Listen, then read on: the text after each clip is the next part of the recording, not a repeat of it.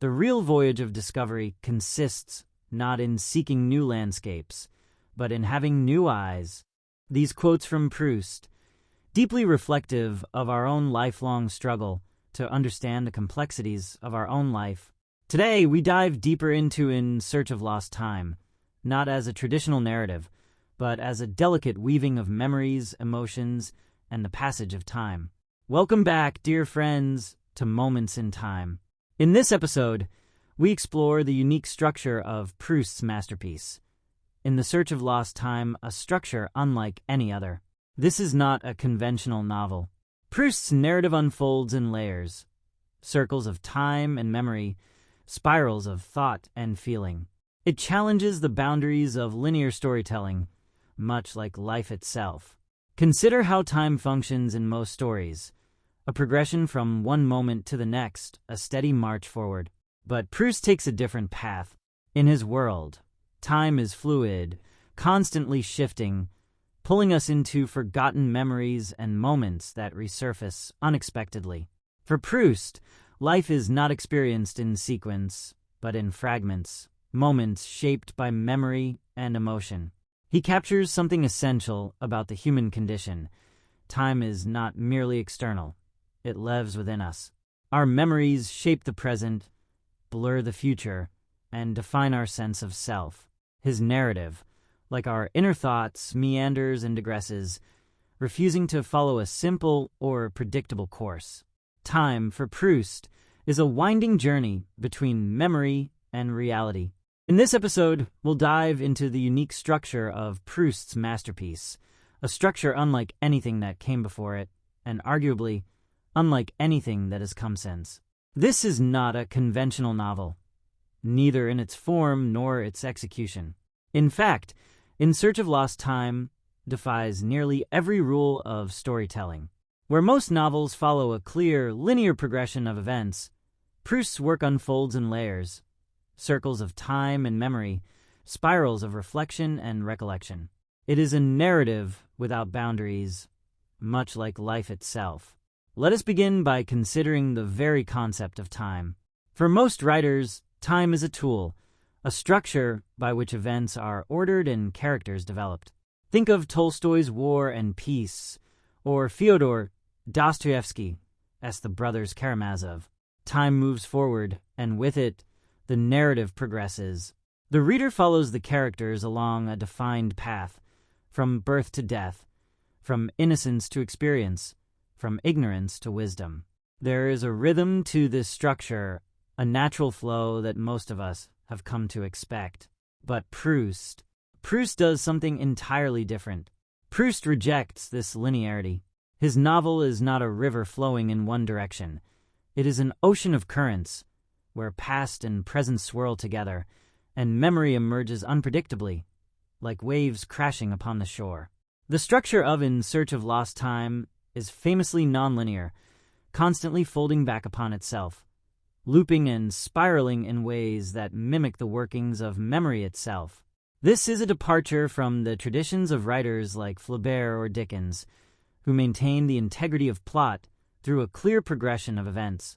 Where Flaubert might painstakingly describe the minutiae of a scene to ground the reader in a specific moment, Proust submerges his readers into the fluidity of time.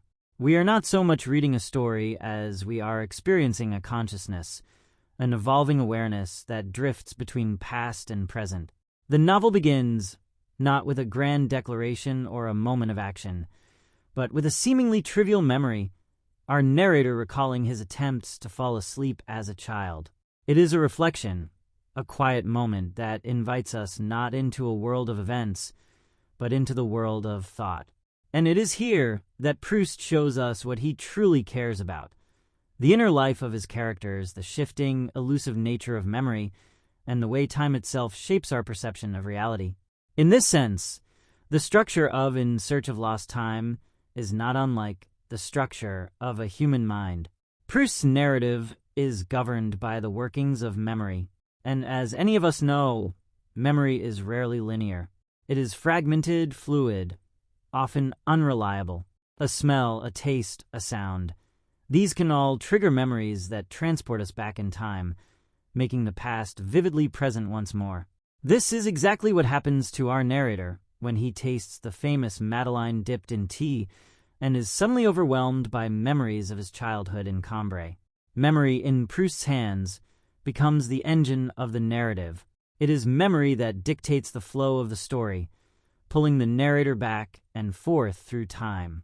But here, we must distinguish between two types of memory that Proust carefully navigates: voluntary memory and involuntary memory.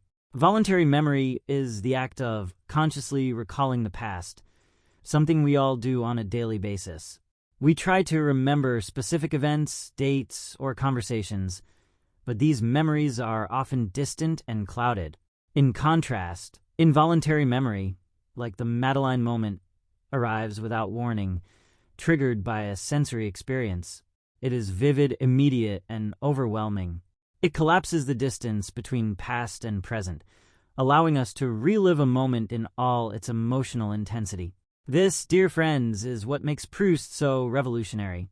He understands that life is not experienced as a sequence of events, but as a series of moments fragmented and shaped by our memories. The novel's structure reflects this understanding. It meanders, it digresses, it circles back. Events are not ordered chronologically, but thematically, emotionally. Time is not a straight line, but a web, a labyrinth through which the narrator and we, the readers, must navigate. This non-linear approach to storytelling may remind some of you of other modernist writers, like Virginia Woolf or James Joyce, who also experimented with stream-of-consciousness techniques and the fragmentation of time. But Proust's approach is distinct. Where Woolf, in To the Lighthouse, explores time through the rhythms of domestic life, and Joyce, in Ulysses, captures a single day in the life of a man in Dublin, Proust's scope is far broader. He is not interested in capturing a moment in time, but in capturing time itself. The modernist movement sought to break free from traditional narrative forms, but Proust's exploration goes deeper. He sees memory not just as a narrative device, but as the core of human experience. In that sense, his work shares a kinship with the existential questions raised by Nietzsche, who famously wrote about eternal recurrence, the idea that life and time might be cyclical, repeating endlessly. Like Nietzsche, Proust recognizes that time is not something that simply passes. It shapes, reshapes, and distorts our sense of self and the world around us. But what does this mean for us as readers, engaging with such a vast and fragmented narrative? Proust asks us to be patient.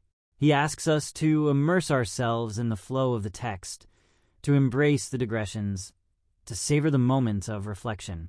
In this way, reading In Search of Lost Time is not unlike meditation. It is a slow, deliberate process, one that rewards those willing to pause, to reflect, to return to the same passage again and again. This structure mirrors life itself. We do not experience life as a series of neatly organized events, but as a stream of consciousness, a constant ebb and flow of thoughts, memories, and sensations. Proust captures this experience in his writing, allowing us to see our own lives reflected in the fragmented, non-linear structure of his novel. And so, my friends, we begin to understand why In Search of Lost Time is more than just a novel.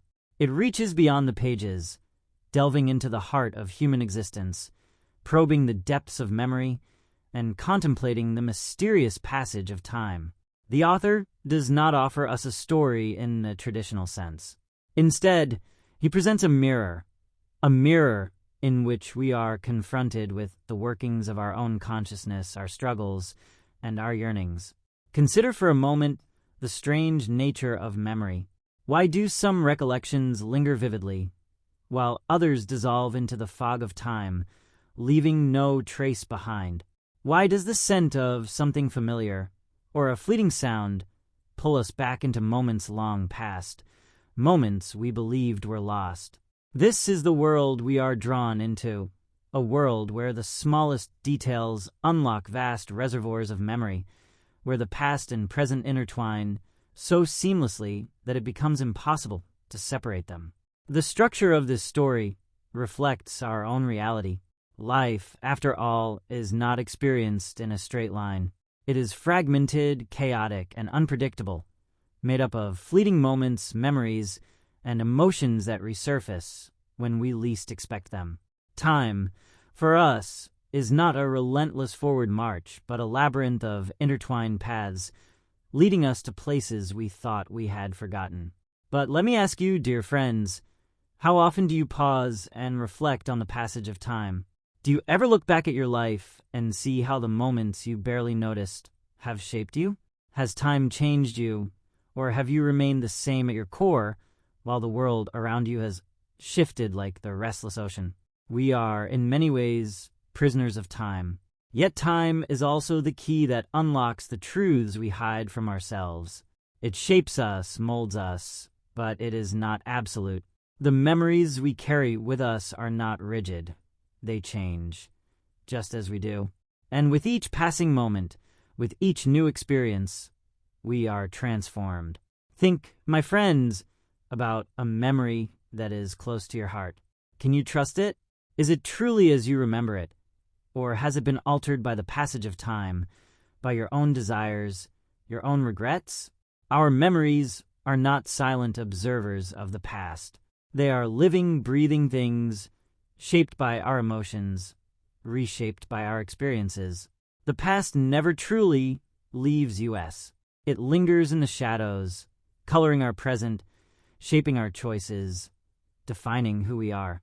And it is in this delicate interplay between what has been and what is that we come to understand our true selves. As we journey further into this exploration, I encourage you to embrace the complexities of the story before us.